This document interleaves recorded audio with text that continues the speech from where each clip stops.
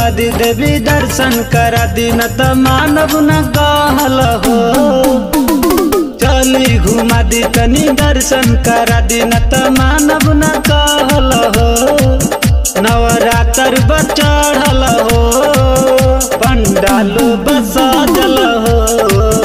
नवरात्र चढ़ल हो पंडाल बसजल हो।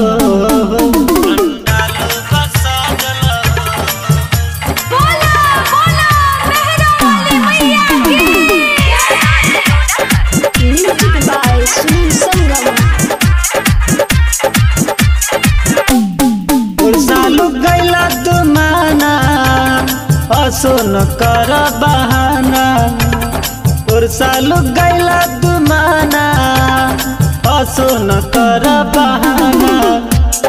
पहले चरे बाड़े ससुर भसुर सभी जाना। अब सो धराइल कहाँ बानी भुलाइल अड़ौलो बफरल हो। कब सो धराइल कहाँ बानी भुलाइल अड़ौलो बफरल हो।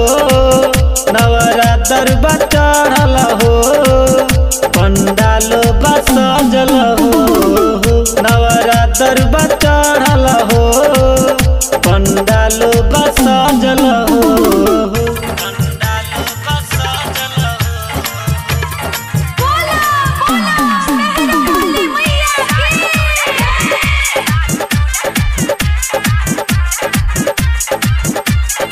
सासू के श्रद्धा पूरा दी बक्सर के मेला देखा दी।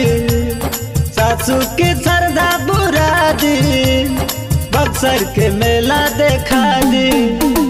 देवर सतेंद्र गौरा रुसल बड़े जाए खाती।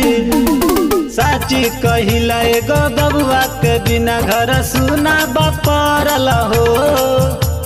साच कहिला एगो बबुआ के बिना घर सुना बपरल हो। नवरात्र चढ़ल हो पंडाल बसजल हो। नवरात्र